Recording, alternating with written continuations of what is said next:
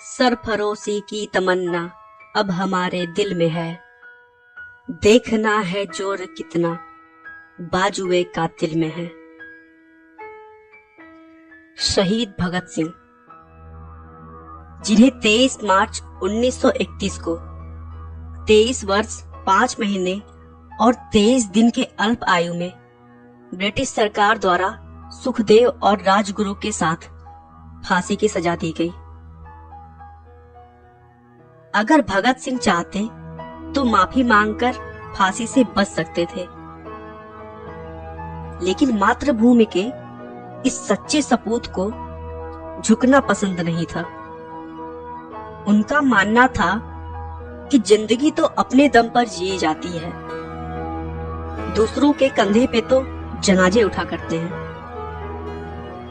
भगत सिंह की विचारधारा महात्मा गांधी से बिल्कुल ही अलग थी। उनका मानना था कि अगर हमें आजाद होना है तो ईंट का जवाब पत्थर से देना ही होगा। वो कहते थे कि जब शक्ति का दुरुपयोग हो तो वो हिंसा बन जाती है, लेकिन जब शक्ति का प्रयोग किसी सही कार्य को करने में कर रहे हैं तो वह न्याय का एक रूप बन जाती है। दोस्तों, उन्होंने लिखा है, मेरे सीने में जो जख्म है वो सब फूलों के गुच्छे हैं। हमें तो पागल ही रहने दो, हम पागल ही अच्छे हैं। भगत सिंह का जन्म 27 सितंबर 1907 को पंजाब के जिला लायलपुर के बंगा गांव में एक सिख परिवार में हुआ था। बंगा गांव जो कि अब पाकिस्तान में है।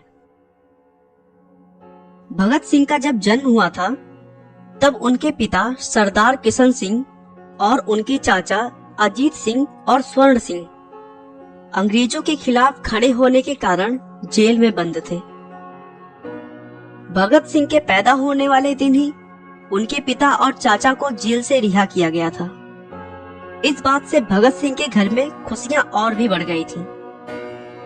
भगत सिंह पढ़ाई के लिए दूसरे सिखों की तरह लाहौर के ब्रिटिश वाले स्कूल में नहीं गए थे, क्योंकि वह ब्रिटिश सरकार की शिक्षा नहीं लेना चाहते थे। इसीलिए उन्होंने दयानंद वैदिक हाई स्कूल में जाकर पढ़ाई की, जो कि आर्य समाज की ही एक संस्था थी।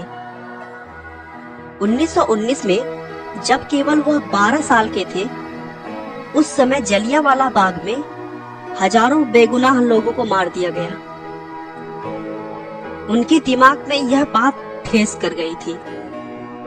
इसीलिए 14 वर्ष की आयु में ही अपने और अपने देश की रक्षा के लिए उन्होंने अंग्रेजों को मारना शुरू कर दिया था। वे हमेशा से ही गांधी जी के अहिंसक होने का विरोध करते थे, क्योंकि चौरी चौरा कांड में मारे गए बेकसूर लोगों के पीछे का कारण अहिंसक होना ही था। जब चौरी चौरा कांड हुआ था उस समय भगत सिंह जी स्कूल में पढ़ाई कर रहे थे, लेकिन जब उन्होंने इस घटना के बारे में सुना तो 50 किलोमीटर पैदल चलकर वह घटना वाली जगह पर पहुंच गए। पहुंचने के बाद उन्होंने जो देखा वो सचमुच बहुत ही ज्यादा दर्दनाक था। भगत सिंह ने उन शहीदों का बदला लेने की ठान ली और खून से सनी हुई मिट्टी मुट्ठी में भरकर घर लेकर आए।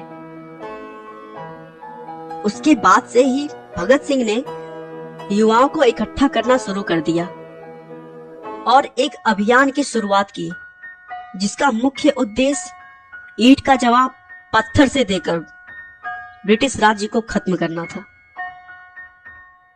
युवाओं पर भगत सिंह का बहुत बड़ा प्रभाव पड़ा और इसी प्रभाव को देखते हुए ब्रिटिश पुलिस ने मई 1927 में भगत सिंह को अपनी हिरासत में लिया। उनके ऊपर यह आरोप लगाया कि वे अक्टूबर 1926 में हुए लाहौर बम धमाके में शामिल थे। हालांकि हिरासत में लेने के 5 हफ्तों बाद उन्हें जमानत पर रिहा कर दिया गया था। ब्रिटिश सरकार मजदूरों के विरोध में एक बिल पारित करवाना चाहती थी, क्योंकि उन्हें भारतीय आम लोगों की परेशानियों से कुछ भी लेना देना नहीं था। लेकिन भगत सिंह चंद्रशेखर आजाद और उनके दल को यह बिल्कुल भी मंजूर नहीं था कि देश के आम इंसान जिनकी हालत पहले से ही गुलामी के कारण खराब हो रखी है, वो और खराब हो जाए।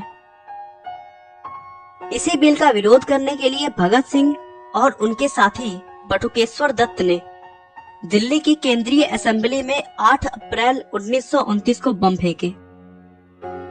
बम फेंकने का मकसद किसी की जान लेना नहीं था। उस बम के निर्माण के समय उसमें विस्फोटक की मात्रा नहीं के बराबर थी।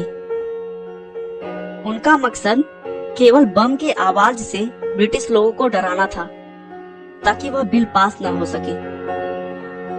बम फेंकने के बाद भगत सिंह और उनके साथी ने अपनी इच्छा से गिरफ्तारी दे दी ताकि यह बात पूरे देश में फैल जाए और देश के अन्य भारतीय लोगों के अंदर भी स्वतंत्रता की भावना पैदा हो सके।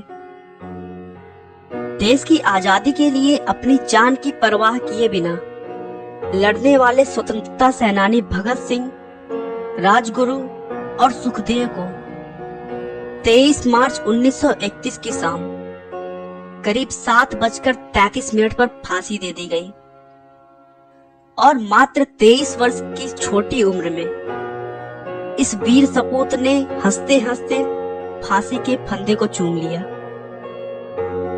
और उनके नाम के आगे एक और पदवी जोड़ दिया गया, शहीद। शहीद भगत सिंह। दोस्तों, व्यक्ति को कुचलकर कभी भी विचारों को नहीं मारा जा सकता। आज भी शहीद भगत सिंह हमारे लिए एक बहुत बड़े प्रेरणा स्रोत हैं।